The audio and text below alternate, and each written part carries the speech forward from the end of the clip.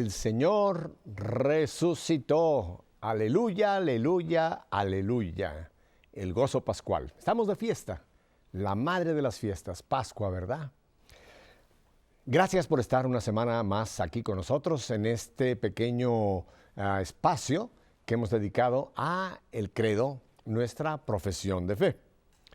Por si usted no estuvo con nosotros la semana pasada, esta es la segunda parte de un autoexamen que nos estamos haciendo con nuestra profesión de fe, el credo.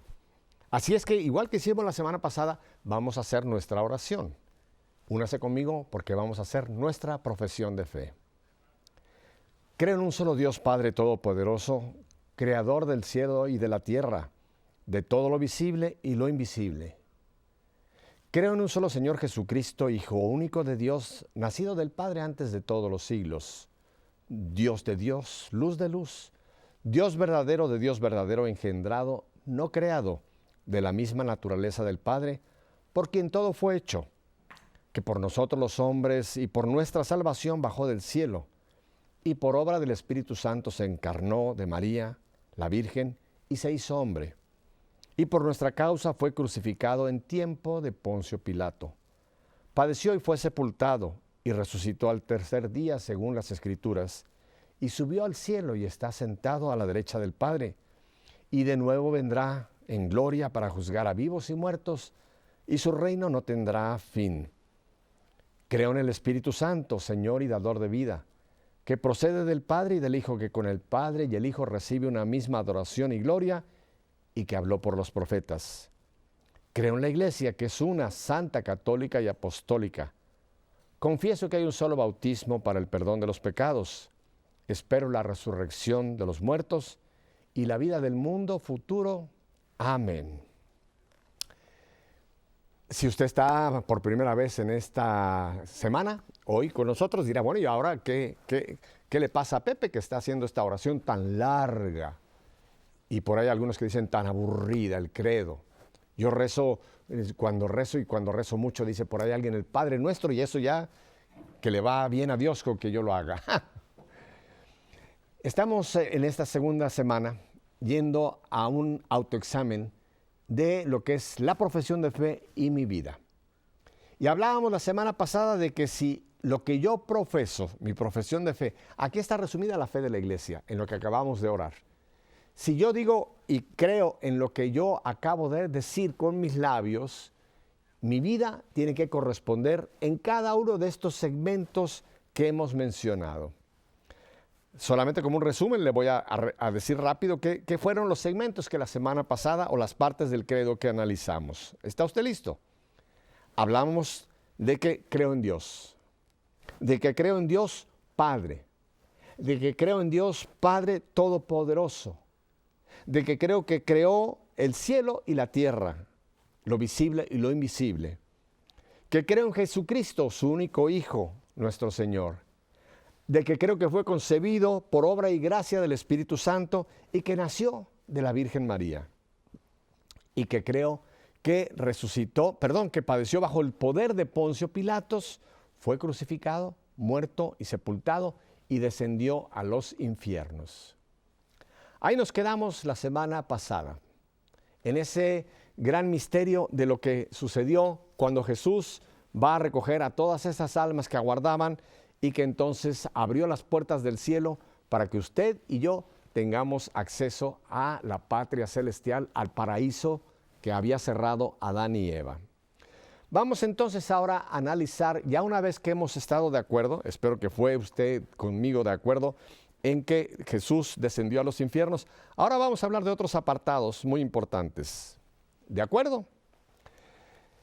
¿Qué decimos inmediatamente después de la frase? Lo estoy buscando aquí. Al tercer día resucitó de entre los muertos. Al tercer día resucitó de entre los muertos.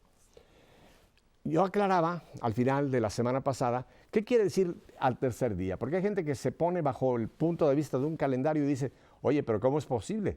Entonces, si del viernes, entonces el sábado, el domingo, tuvo que haber resucitado hasta el lunes. No, Señor. El Señor, recuerden, resucitó la víspera del día del Señor, el primer día de la semana, que es lo que hoy día nosotros llamamos el domingo.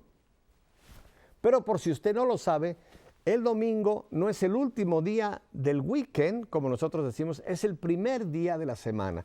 Y ese fue el día que el Señor resucitó y que nosotros lo hemos llevado a nuestro día de nuestra celebración litúrgica, el primer día de la semana.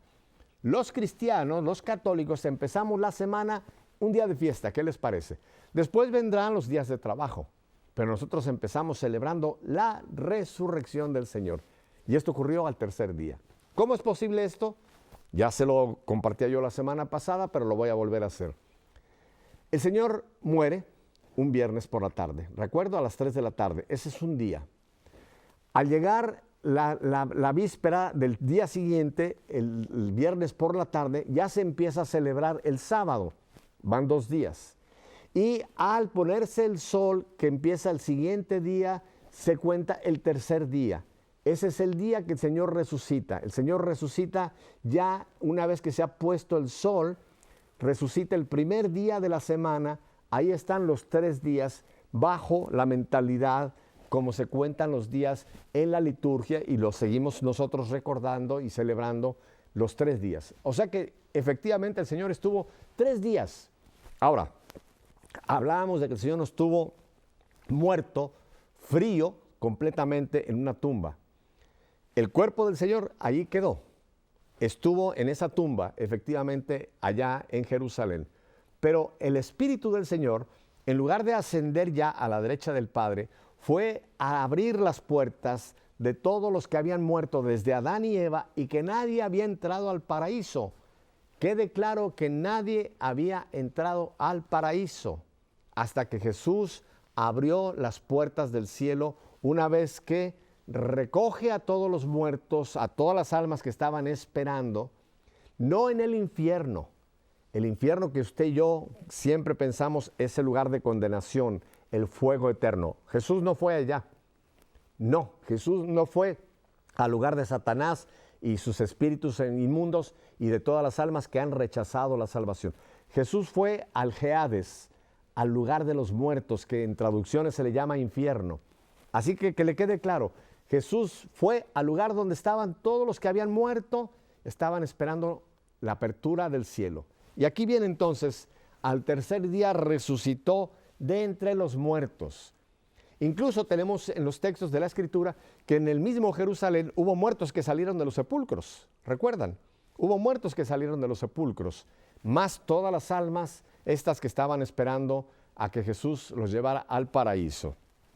Ahora, aquí es importante en nuestra profesión de fe que también al decir que nosotros Jesús resucitó de entre los muertos, no nos vayamos con ciertas teologías que hay por ahí, y yo desgraciadamente lo he oído de algunos teólogos católicos que dicen que Jesús no resucitó con un cuerpo, sino que fue una resurrección espiritual y que Jesús está por ahí etéreo esperándonos para el juicio final. Quédenos bien claro, todas las resurrecciones que tenemos en el Nuevo Testamento que Jesús obró, Lázaro, la hija de Jairo, no fueron resurrecciones, fueron lo que podemos llamar reanimaciones.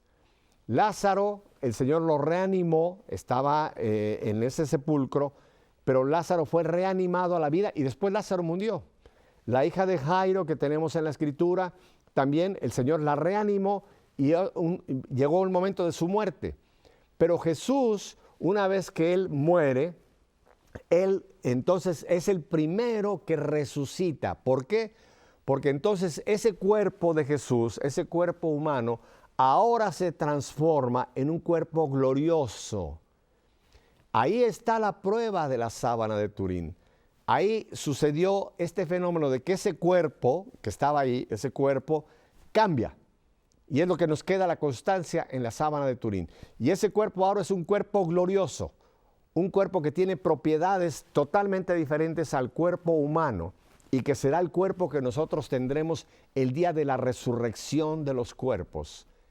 ¿Usted sabía? Y aquí cuando estamos hablando de que Jesús resucitó de entre los muertos, lo que esto implica que usted tiene que creer que aunque su cuerpo humano se descomponga, o vamos a poner cosas trágicas, que en un accidente queda completamente despedazado, humanamente decimos, ¿pero qué? Ese cuerpo ya no tiene remedio para usted y para mí.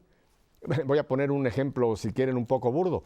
De esto lo hemos visto muchísimo, por ejemplo, en nuestros queridos hermanos cubanos que huyen de Cuba y son devorados por tiburones en el Golfo de México. ¿Qué pasa con esos cuerpos? Dios es capaz de todo y ese cuerpo, aunque esté en el estómago, se haya aparentemente para nosotros desaparecido, no. Un día ese cuerpo va a ser recapitulado, llamémoslo así, y usted va a volver a ese cuerpo que usted tuvo desde el momento de su concepción, pero será un cuerpo glorificado como el de Jesús. ¿Por qué digo que es un cuerpo glorificado? Miren, vamos simplemente a tomar 3 ejemplos de las Escrituras. Cuando Jesús ya está glorificado, su cuerpo ya es glorificado, ya ha resucitado, ¿qué pasa? Vamos con Tomás, el apóstol Tomás, el incrédulo. ¿Qué es lo que el Señor le dice? Tomás, pon aquí tus dedos en los huecos y en el costado. Y Tomás toca ese cuerpo glorificado, pero Tomás lo toca y dice, Señor mío y Dios mío. Es un cuerpo con propiedades diferentes, pero es un cuerpo real. Tomás no tocó un fantasma. Tomás hubiera dicho, ¿qué pasó? Esto es humo. No, Tomás tocó un cuerpo. Otro texto de la Escritura que nos demuestra ese cuerpo glorificado. Jesús podía entrar y salir, traspasar las paredes, llamémoslo así, pero con un cuerpo. Cuando están los apóstoles encerrados precisamente de miedo, dice que Jesús se aparece en medio de ellos. Traspasó la pared, Jesús se hizo presente, pero era un cuerpo sólido, pero con propiedades diferentes. Un último ejemplo. Cuando Jesús está esperando a los discípulos y Él está cocinando, está preparándoles ese pescado, y cuando les dice el Señor, vengan y coman, y Jesús come pescado con ellos, ese pescado que Jesús ingirió no cayó al suelo como si fuera un fantasma, estaba en un cuerpo. O sea que ese cuerpo glorificado, que fue el primero de todos, Jesús, ese cuerpo va a ser como el nuestro el día que venga la resurrección de los cuerpos al fin de los tiempos. No es ahora el motivo de explicar mucho esto, pero ¿qué va a pasar con usted y yo? Cuando nosotros partimos de este mundo, nuestro espíritu es el que va a ir a la presencia de Dios. Si entramos ya de golpe y porrazo al cielo, que se los deseo a todos ustedes, estamos entrando en espíritu. Si tenemos que ir al purgatorio, ese lugar de tránsito, será en espíritu que nosotros vamos a estar purificando ese espíritu para que quede puro, para poder entrar al cielo. Desgraciadamente, los que han perdido, han rechazado la salvación, irán al infierno en espíritu, pero algún día, cuando venga la resurrección, todos estos cuerpos se unirán a nuestro espíritu para tener este cuerpo en nuevo estado. Esto es lo que estamos diciendo cuando nosotros decimos, creemos que Jesús resucitó de entre los muertos. ¿Cuántas cosas hay ya en solamente esta parte de nuestro credo, verdad? Ahora viene la siguiente parte. Subió a los cielos. Aquí repito otra vez, hay que tener cuidado con muchas teologías, porque aquí nosotros estamos diciendo, subió a los cielos y está sentado a la derecha de Dios Padre. Vamos a hablar un poquito qué tiene que ver esta parte de nuestra profesión de fe con usted y conmigo. Tiene que ver mucho, porque hay muchos, y yo sé, lo he oído, de muchos que se llaman católicos, que rezan esta profesión de fe, pero que no creen que Jesús realmente subió, como nos describe Hechos de los Apóstoles, cuando están allá en este lugar, en el Monte de los Olivos, y ven a Jesús que es elevado y que una nube lo cubre, y que esos ángeles les dicen a Pedro, a Juan, a Andrés, a todos ellos, este Jesús, como lo han visto subir, este mismo Jesús volverá. Jesús asciende por su poder. Por eso hacemos una diferencia entre la ascensión y la asunción de María. Son dos cosas diferentes. Jesús asciende por su poder a la derecha del Padre. María, y esto no es ahora el momento de hablar de esto, ustedes creo que saben muy bien nuestro dogma, el cuerpo de María, Jesús lo lleva al cielo por un premio especial a ese cuerpo en el cual Él estuvo por 9 meses siendo parte íntegra del cuerpo de María en el vientre de María. Dios le concedió el privilegio de que ese cuerpo no tuviera descomposición, sino que ese cuerpo es asunto, es llevado al cielo y está allá arriba con su Hijo Jesús. Pero lo que nos ocupa en esta profesión de fe, subió a los cielos. Jesús está en el cielo. Está físicamente, con este cuerpo glorificado, está en el cielo.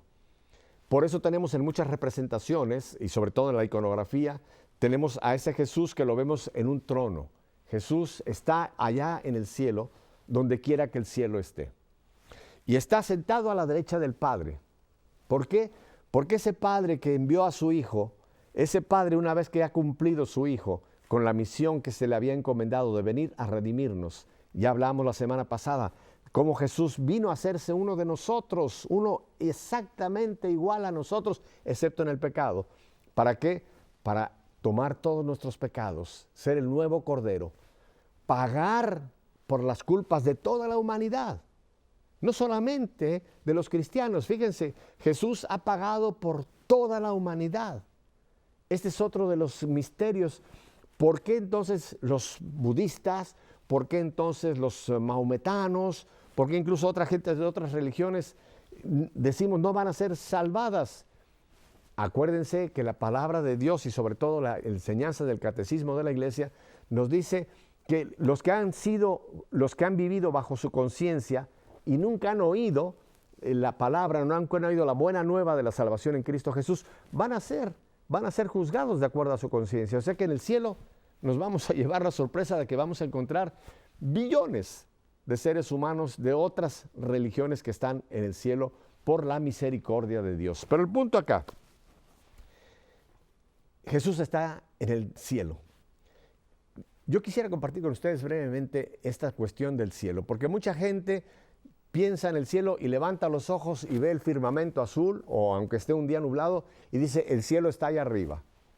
El cielo nosotros no podemos decir en dónde se encuentra, porque ya no está en la dimensión nuestra, en nuestra dimensión de las cosas materiales, de lo que vemos, el universo, el gran milagro de la creación.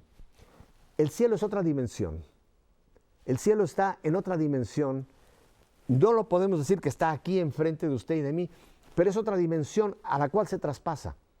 Esto ya no lo podemos nosotros, bajo el punto de vista de nuestra muy limitada inteligencia, por más y que decimos que es fabulosa, no lo podemos comprender. Pero el cielo es un lugar real diferente a lo que vemos aquí en la tierra. Porque hay gente que piensa que el cielo va a ser un lugar muy bonito, como este estudio, y que no lo sabemos. Jesús sí nos dijo que Él iba a prepararnos mansiones. Jesús nos dijo que vamos a tener un banquete allá en el cielo. Y yo creo que el cielo va a ser un lugar maravilloso, donde vamos a estar en la presencia de Dios. Mucha teología nos dice que el cielo es contemplar a Dios. No necesitamos más. El hecho de que nosotros podamos contemplar a Dios, ya sin velos, ya sin máscaras, ya sin nuestra humana limitada capacidad, ese gozo no lo podemos describir. Simplemente no lo podemos describir. Pero Jesús está ahí. Y vamos a ver a Jesús. Usted va a tener, y espero que todos tengamos la dicha de poder ver a Jesús, de poder ver al Espíritu Santo, de poder ver al Padre en la manera que se nos manifiesten en el cielo. Vamos a poder ver a María. Vamos a poder ver a Pedro, Pablo, Andrés, Juan, Santiago, a María Magdalena, a todos los que nos han precedido, a Moisés, a Elías, a Adán y a Eva. Vamos a poder ver a todas las almas que nos han precedido. Y aquí viene algo hermosísimo. Vamos a poder ver a nuestros seres queridos que están ya en el cielo. Así es. Por eso cuando hay en la tierra un deceso, una persona que pasa a la otra vida, muchas veces nos entristecemos porque no creemos en esta parte de nuestra profesión de fe. Estamos diciendo que Jesús está en los cielos sentado a la derecha del Padre. ¿Qué dicha tendremos el día que entremos a esta realidad de Jesús a la derecha del Padre? Ahora, vamos a la siguiente parte de nuestra profesión de fe. Y aquí hay mucha gente que le tiene mucho miedo a lo que viene a continuación. Desde ahí ha de venir a juzgar a los vivos y a los muertos. El juicio final. Esto es nuestra profesión de fe. Habrá un juicio final para todas las almas, Todas las almas, sin excepción, van a llegar a este juicio final. Tengo que explicarles aquí el por qué aquí en nuestra profesión de fe hablamos de un juicio final. Ya me imagino que usted en su gran discernimiento ha de estar pensando, bueno, si yo me muero y el juicio final, ¿qué pasa? ¿A dónde voy? Aquí vamos. Al momento de que nuestra vida biológica termina, entramos a la vida eterna. Todos, sin excepción. Todos sin excepción. Y en este momento, de este paso, este tránsito, vamos a tener aquí, en este instante, nuestro juicio personal. Ahí se produce el juicio personal. Esta es doctrina de la iglesia. No lo decimos en la profesión de fe, pero está implícito en este segmento que estamos hablando, de que desde ahí ha de venir a juzgar a vivos y muertos. Y hay que explicar esto porque si no, no entendemos muy bien lo que estamos diciendo como profesión de fe. Se lo explico. Al momento de que el alma se desprende temporalmente de este cuerpo, que se quedará en un mausoleo o si lo incineran, incinerado, etcétera, donde quede, después va a venir nuevamente a unirse a nosotros. Pero en este interín, al momento de nuestra partida de esta vida biológica, aquí va a suceder nuestro juicio personal. Se lo aclaro, usted no va a ver ni a San Pedro, ni a un ángel, ni va a venir alguien con una báscula a decirle pon acá tus obras buenas, pon acá tus obras malas, como muchas veces en la imaginería cristiana lo hemos representado, en la pintura religiosa, que vemos un juicio a alguien con una báscula, o alguien que es más, dice San Pedro va a estar con un gran libro. Olvídese de todo eso. Esto nos enseñó muchísimo lo que era el cielo, el purgatorio y el infierno, nuestro queridísimo beato Juan Pablo II. ¿Recuerdan? En las catequesis que nos dio antes de llegar al gran momento del milenio. Bueno, lo que se nos enseña, y es la doctrina de la iglesia, es que ese juicio personal va a ser tu alma ya desprendida del cuerpo, que tú vas a poder ver tu vida desde el momento en que tú empezaste a nacer propiamente hasta ese momento en que terminó tu vida biológica. Tú la vas a poder ver. Ahí ya no habrá tiempo. Recuerden, el tiempo termina, el tiempo cronos termina ahí. Entramos en el tiempo logos, kairos de Dios, que es un tiempo completamente diferente al de nuestros relojes. En ese momento, tu vida va a pasar delante de ti. Y tú vas a ser tu propio juez. Y no es que te vas a favorecer y vas a decir, ay, mira, me voy a hacer el favor de decir, No. Tú vas a poder, porque ya tu espíritu, desprendido de la mentira, de los prejuicios, vas a poder, con la verdad, saber qué tú escogiste para la vida eterna. La palabra de Dios es clara. En el libro del Eclesiástico nos dice que Dios al principio, junto con la vida, nos dio otro regalo importantísimo, la libertad. Dios te dio junto con la vida, te dio un alma, te dio ese cuerpo, te dio un alma y te dio un tercer regalo, que es una espada de dos filos, se llama libertad. Desde ese momento tú eres un ser libre. Claro, van a pasar los años de tu vida, los años de tu formación, los años de tu desarrollo en todos sentidos, pero tú vas en tu vida moviéndote en tu libertad. Tenemos que ir aquí, aparte de lo que habíamos hablado del credo anteriormente. Jesús vino a redimirnos. Jesús vino a salvarnos. Jesús vino a pagar por nuestros pecados. Jesús vino a cancelar la nota de crédito, la nota de cargo que había contra nosotros.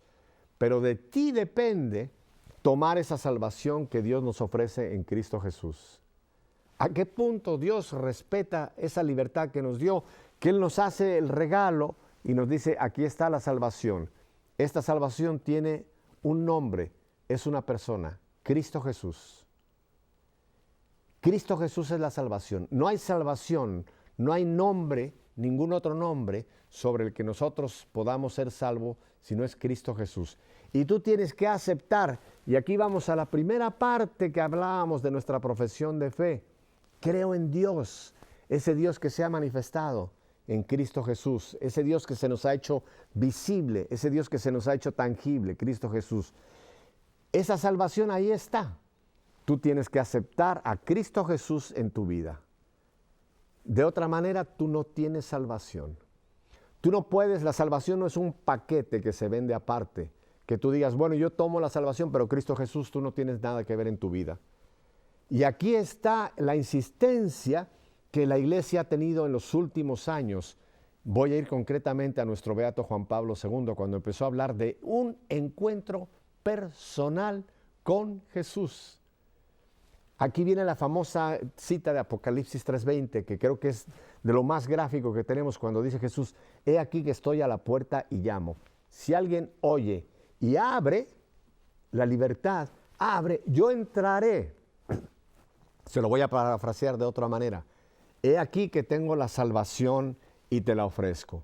Si tú en tu libertad abres tu corazón y yo puedo entrar a tu vida, yo cenaré, me uniré contigo. Hermanos, esta es la parte más esencial de nuestra profesión de fe. Jesús ya nos redimió, Jesús ya nos salvó y es de ti que depende que antes de que llegue ese gran juicio final, tú en esta vida hayas aceptado la salvación para que cuando llegue tu juicio personal, estés preparado para cuando venga el juicio final. ¿Qué va a pasar? Al momento de ese juicio personal ya está decidida tu eternidad. Tú has decidido personal, individualmente, cuál va a ser tu destino eterno. ¿La patria celestial o el infierno? No hay intermedio. No hay un punto, el gris, blanco o negro, frío o caliente. Claro, entendemos, y es teología nuestra católica, que existe un momento, un sitio, una purificación que nosotros llamamos purgatorio. Pero hermanos, y esto también es catequesis que nos dio Juan Pablo, y es catequesis de la iglesia de siempre. El purgatorio es un sitio transitorio. El purgatorio no es eterno. El purgatorio, vamos a ponerlo en nuestro tiempo cronos, un día va a cerrar las puertas. Algún día no habrá más almas que necesitan purificación, no habrá purgatorio. El purgatorio es esa purificación que ya no la podemos nosotros medir en nuestro tiempo cronos. Mire, la iglesia ya ha eliminado aquella cosa que ustedes recuerdan que eran las famosas indulgencias, que uno decía, voy a comprar indulgencias para una ánima del purgatorio, voy a comprar una indulgencia que va a ser por 2428 años, olvídelo. Ya no es el tiempo nuestro, es el tiempo de Dios. ¿Nosotros debemos orar por las ánimas del purgatorio? Claro que sí. Esto voy a hablar en un momento más cuando hablemos de la comunión de los santos. Nosotros claro que podemos interceder pidiendo para que esas almas que están en tránsito, están en purificación, terminen su camino y entren en la patria celestial. El otro destino eterno es el infierno. El estar privados por toda la eternidad de la presencia de Dios. Yo se los confieso, yo cada vez que pienso, dentro de mi limitada capacidad de poder captar lo que es eternidad, me erizo. Eternidad quiere decir para siempre jamás, sin fin. Ya no en este tiempo, en el tiempo de Dios, sin fin. ¿Usted se imagina lo que puede ser estar privados de la presencia de Dios eternamente sin fin? Ese es el infierno. El fuego más grande de saber, porque no vamos a ver a Dios, eso es el cielo. Pero al momento de ese desprendimiento, de ese juicio personal, las almas que rechazaron la salvación que nos ofreció Dios van a captar que sí había realmente esa otra opción y que ellos la rechazaron. Dios no manda a nadie al infierno. Esta es teología católica. Es cada alma que escoge el ir al infierno en su libertad. Dios no es un malo, Dios no es un castigador que dice, tú te vas a pudrir. La misericordia de Dios es infinita. Él quiere que todas las almas se salven. Pero tú puedes decirle a Dios gracias y puedes perder para toda la eternidad el estar en la presencia de Dios. Es espeluznante, ¿verdad? Aquí los dejo. Voy a unos breves mensajes y volvemos con lo que aún nos falta de nuestra profesión de fe. Es importantísimo, ¿verdad? Vuelvo enseguida.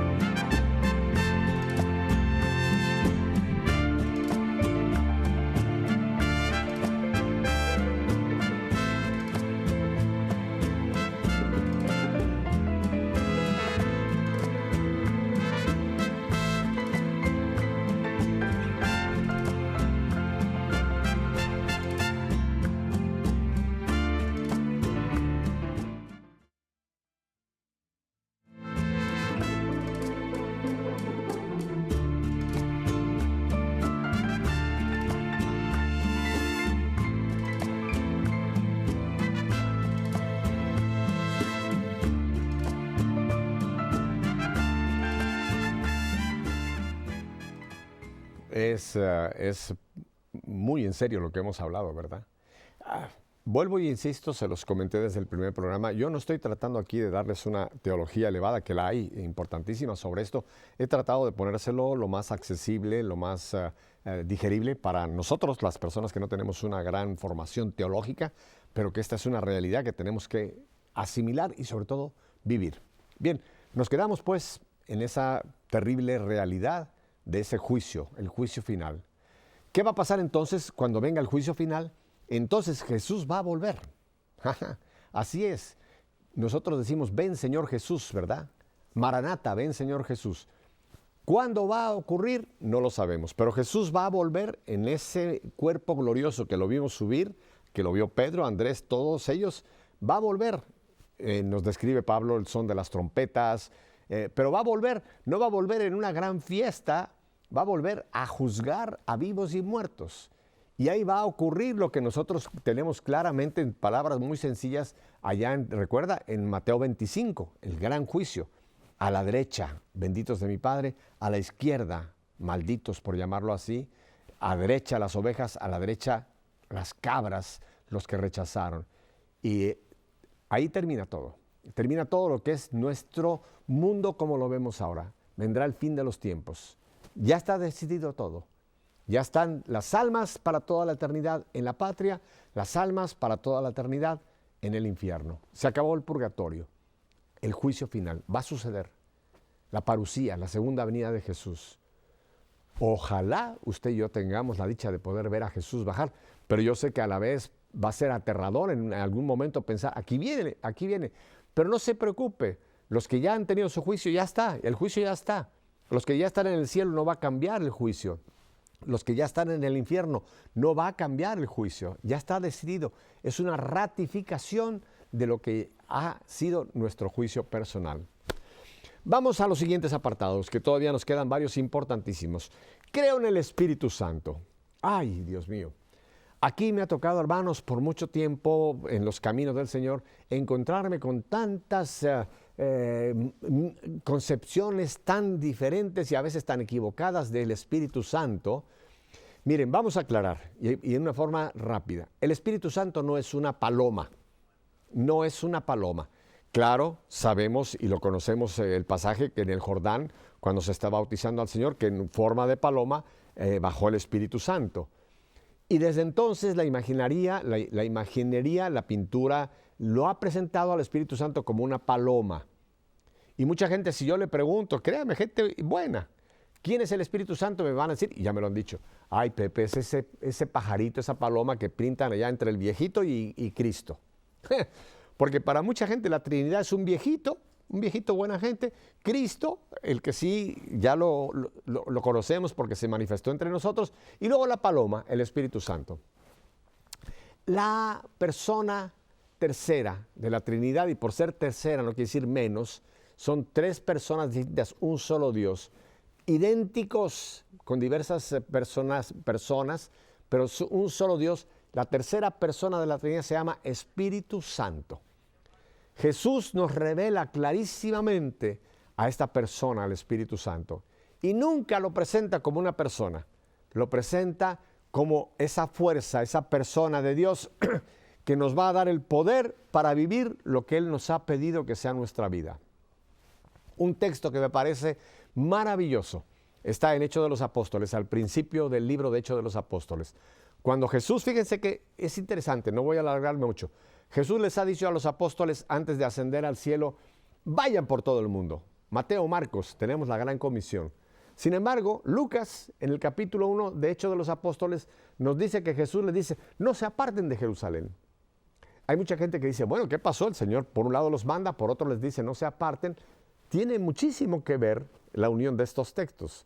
El Señor nos envía a la gran comisión, a llevar la palabra, la buena nueva. Pero nos lo aclara muy bien Lucas, el autor de Hechos de los Apóstoles, que Jesús les dice, son palabras textuales de Jesús, no se aparten de Jerusalén, esperen que se cumpla la promesa de la que les hablé, entonces serán mis testigos, entonces serán mis testigos. Dice ahí, recibirán poder, entonces serán mis testigos. Jesús nos envía. Y no solamente a aquellos, a todos nosotros. Jesús nos entrega la misión de avanzar el reino de Dios. Pero Jesús sabe que ni tú, ni yo, ni nadie puede llevar adelante la misión sin el poder, sin la ayuda de la tercera persona de la Trinidad, que se llama Espíritu Santo. Recibirán poder. En el texto griego, ahí en Hechos, la palabra poder está traducida, o mejor dicho, nosotros la traducimos de la palabra dunamis, que es la misma palabra que usamos para el explosivo, el químico, que llamamos dinamita. Fíjense qué cosa más interesante. Jesús dice, no se aparten de Jerusalén. Se va a cumplir la promesa del Padre. ¿Quién?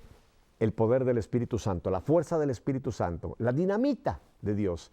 Entonces serán mis testigos. Hermanos, nosotros hemos recibido esa dinamita, válgame decirlo así, en nuestro bautismo.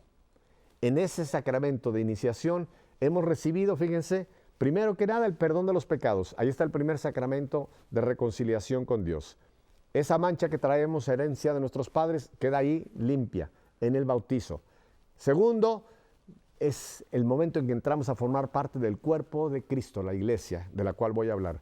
Y tercero, recibimos el poder del Espíritu Santo. La tercera persona de la Trinidad ya está con nosotros para acompañarnos el resto de nuestra vida. Así es. El Espíritu Santo no anda por ahí navegando. El Espíritu Santo no está metido en un closet, como algunas personas creen. El Espíritu Santo está contigo. Jesús nos ha dicho, yo estaré con ustedes hasta el fin de los tiempos. Jesús está hablando también de la tercera persona de la Trinidad, porque recuerden, Jesús es uno con el Padre y el Espíritu Santo.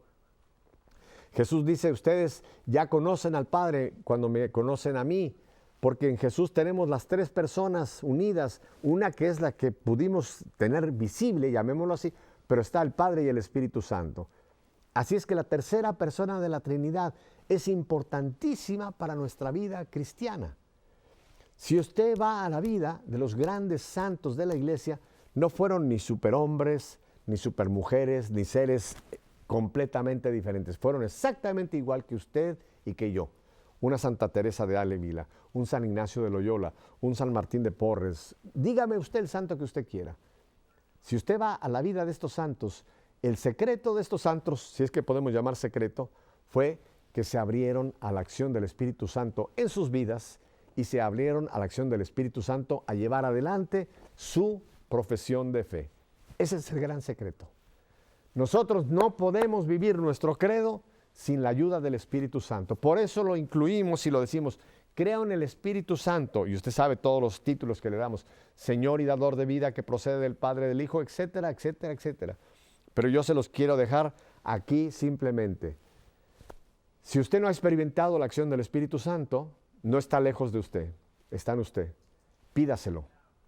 Si usted no ha experimentado esa fuerza de Dios, en la oración más sencilla que usted pueda hacer, diga al Espíritu Santo, tercera persona de la Trinidad que estás en mí por mi bautismo.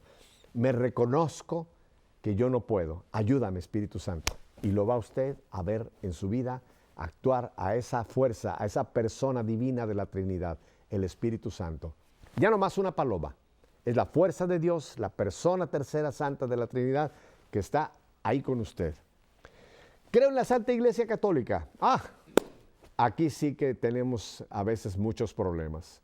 Yo estoy diciendo, creo en la Santa Iglesia Católica. Vamos a desglosar estas tres palabras, porque usted lo dice. Ahora mi pregunta es, ¿usted lo vive? Bueno, aquí vamos. Santa. Yo sé que inmediatamente usted me va a decir, ay Pepe, pero ¿cómo podemos decir santa? Mira la cantidad de pecadores, mira tantas personas que se dicen miembros de la iglesia y cómo han cometido errores horrorosos. No voy a entrar ahora en ese asunto. Es santa no porque seamos perfectos, sino porque es Jesús el que la instituyó. Es Jesús el que nos dejó a su iglesia, nos dio desde Pedro las llaves a Pedro para que seamos una iglesia santa. ¿Por qué? Porque Él está en su iglesia. Hay que distinguir entre santa y perfecta. La iglesia no es perfecta porque es humana y divina. Es divina porque Jesús la instituye, es santa. Es humana porque estamos usted y yo. Mire, si usted cree que la iglesia es el lugar donde usted va a encontrar a solamente personas perfectas, olvídese, no lo va a encontrar. La iglesia es un hospital de pecadores. Ahí estamos usted y yo. Pero es santa porque es instituida por Dios. Y yo tengo que amar a mi iglesia porque fue Jesús mismo el que quiso dejarnos este gran regalo de su iglesia hasta que Él vuelva a recoger a todos los que van a vivir con Él. Vamos a vivir con Él en la eternidad. O sea que la iglesia es santa, a pesar de sus pecados, a pesar de mis pecados. Santa. Una iglesia, ¿cuál es el siguiente apartado que decimos? Una iglesia. ¿Usted sabe lo que quiere decir iglesia? No, no es el templo. Por muchos años, yo tengo que reconocerlo, de pequeño, yo pensaba que la iglesia era la parroquia a la que íbamos los domingos. Y yo tenía ese concepto, yo voy a la iglesia, yo regreso de la iglesia. El domingo íbamos, papá y mamá y todos los niños íbamos a la iglesia y después salíamos de la iglesia. Ese fue el concepto, por lo menos, con el que yo me crié. Bendito sea Vaticano II, que hablaremos más adelante, que nos trajo una claridad. ¿Qué es la iglesia? La iglesia no es el edificio. La iglesia es usted, la iglesia soy yo, la iglesia es la congregación de los bautizados. Esa es la iglesia. Somos todos los bautizados los que configuramos la iglesia, que lo dice también claramente San Pablo. La iglesia es el cuerpo de Cristo. Otros textos en Colosenses dice, Cristo es la cabeza de la iglesia. Vamos rápidamente a entender este concepto. Cristo es la cabeza de la iglesia. La iglesia está unida a Cristo, es el cuerpo místico de Cristo aquí en la tierra. Y la iglesia la podemos distinguir en tres niveles. La iglesia gloriosa, que son los que ya están en el cielo. La iglesia militante, los que estamos en esta vida, estamos en esta peregrinación. La iglesia purgante es las almas que están camino al cielo, allá hacia la patria celestial. Esa es la iglesia. El infierno no tiene nada que ver con la iglesia. El infierno es el lugar maldito, apartado de la iglesia por toda la eternidad. Pero la iglesia, esta iglesia en la que usted y yo formamos parte, está aquí en la tierra y está en el cielo. Estamos nosotros formando parte ya de la iglesia. Por eso, aquí es un punto muy importante. Si yo digo que yo creo que es la santa iglesia, todo pecado que yo realizo de división es un pecado contra la iglesia. Quiero tomar un término que nos va a ayudar a entender esto. Yo digo que la iglesia es católica. ¿Qué quiere decir católica? ¿Es una calcomanía que yo le pongo para distinguirme de la iglesia luterana o de la iglesia bautista? No, señor.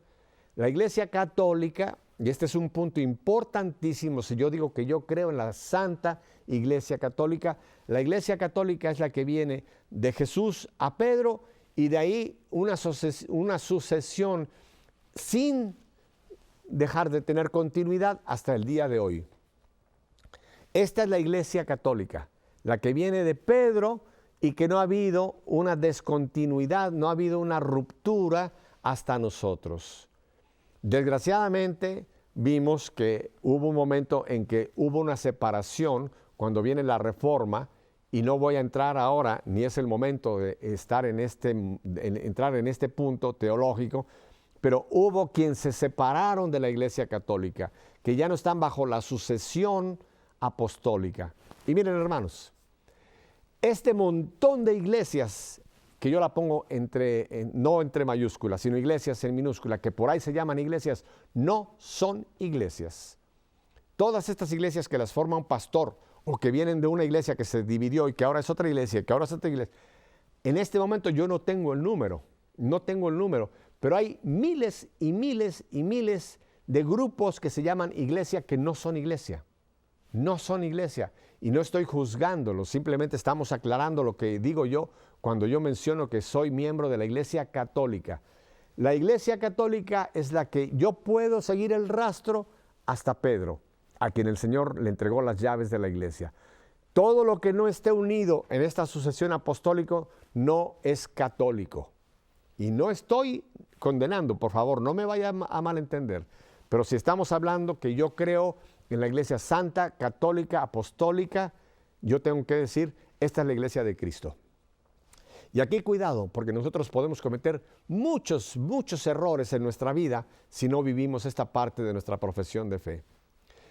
Hermanos, hoy día sabemos cuántos hay que se llaman católicos y que no están de acuerdo con las enseñanzas de la iglesia. Ahí mismo están haciendo una ruptura con la iglesia. Así es. Yo no puedo ser un católico a mi manera. Dejémoslo clarísimo de una vez por todas. Católico a mi manera es la mejor manera de no ser católico. Y aquí rompemos muchísimo nosotros nuestra profesión de fe al no vivir este apartado. Todos los demás han sido importantes, pero yo puedo arruinar todo lo que yo he dicho o creo en anterioridad en toda mi profesión de fe si yo no lo vivo ahora como iglesia. Así es. Si yo no vivo de acuerdo a las enseñanzas de la iglesia, y aquí no hay multiple choice, como dicen en inglés, aquí no es que yo puedo elegir, esto sí me gusta, esta enseñanza de la iglesia yo la desecho, esta enseñanza para mí no aplica. Cuidado, porque la iglesia es un paquete y la doctrina es una, no es selectiva. Así es de serio este asunto. No es selectiva. La doctrina de la iglesia es un todo. Y yo lo tomo o lo dejo. O lo tomo completo o estoy, en cierta manera, fuera de la iglesia. Y no estoy excomulgando a nadie. Usted tiene que hablar seriamente con un sacerdote, con un consejero espiritual. Si usted hay parte de la doctrina de la iglesia que usted no la está aceptando y viviendo. Porque esta es una situación muy seria, muy grave, lo pondría yo. Quiero solamente ir por otro punto que también creo que es importante, ya que estamos hablando de que creo en la iglesia que es una santa católica. Vamos ahora a hablar de nosotros, los que vivimos en nuestras parroquias, ¿de acuerdo? En nuestras parroquias nosotros a veces decimos, yo soy miembro de tal movimiento. Momento, los movimientos apostólicos son importantísimos, pero mi pertenencia no es a un movimiento. Cuidado. Mi pertenencia es a la Iglesia Católica y mi primer iglesia ya local es mi parroquia. Yo tengo que ser miembro de una parroquia y no nada más porque estoy registrado. Cuidado. Yo tengo que ser miembro de mi parroquia porque para mí esa es mi primera manifestación de mi iglesia local. Mi párroco representa al obispo que representa a Cristo, porque el obispo es el pastor de esa, vamos a llamarla diócesis, que están unidos todos los obispos con el Papa, indiscutiblemente. Estamos hablando de la colegialidad. Pero si yo estoy en contra de mi obispo, yo estoy en contra de la iglesia en su más primera expresión para mí. Toda rebeldía a un obispo es una rebelión a Cristo. Y hay una enseñanza clarísima de los padres de la iglesia, San Ignacio de Antioquía. Quien no está con el obispo no está con Cristo. Así de importante es esto. Por eso, mis hermanos, cuando lleguemos a mi profesión de fe, cuando yo digo, creo en la iglesia que es una santa, católica y apostólica, hágase un examen. ¿Es usted realmente miembro de la iglesia? Y ojalá usted no sea de esos llaneros solitarios que piensan que andan por ahí, por el mundo, viviendo su fe, si no son miembros de la iglesia. Está usted en un peligro gravísima. Creo en la comunión de los santos. ¿Qué quiere decir la comunión de los santos? La unión de los santos. ¿Qué comunión es esta? Los santos que ya están en el cielo, los santos que aún están aquí en la tierra. Y cuando hablo de santos no estoy hablando de perfectos. Todos los bautizados somos santos por nuestro bautismo y por formar parte de la iglesia. Entendamos bien la diferencia entre santo y perfecto. Yo no soy perfecto ni nada y mi esposa se los puede decir el momento que ustedes se lo quieran preguntar. No soy perfecto, soy cristiano en construcción todavía, a pesar de mis años. Soy santo, ¿por qué? Porque soy miembro de la iglesia y estoy en comunión con toda la iglesia católica, la comunión de los santos. Aquí es donde entra nuestra relación con los santos que están en el cielo. Esto es hermosísimo. Ya hablábamos anteriormente de que los milagros es solamente Dios el que los hace. Es solamente Dios el que obra milagros. Los santos no obran milagros, ni siquiera la Virgen, con todo mi respeto. Acuérdense de las bodas de Caná. ¿Quién fue quien cambió esa agua en vino? ¿Quién hizo la primera manifestación de Cristo Jesús? Fue porque María intercedió. María le dijo, mira lo que está pasando. Pero ¿quién fue quien hizo esa transformación? Cristo Jesús. Y creo que ese ejemplo de las bodas de Caná nos queda perfecto para entender quien obra los milagros es Jesús. Ahora, María es nuestra intercesora per se. ¿Por qué? Está cerquísima de su Hijo. Y al igual que Caná, ella está continuamente viéndonos a los hermanos de su Hijo que estamos peregrinando por este mundo, como dice Vaticano, que me encanta, y ella está intercediendo por nosotros. Todos los santos que están en el cielo, Pedro en adelante, están intercediendo por nosotros. Y es perfectamente legítimo que nosotros, los que estamos en este peregrinaje, pidamos a los santos su intercesión. Esa es la comunión.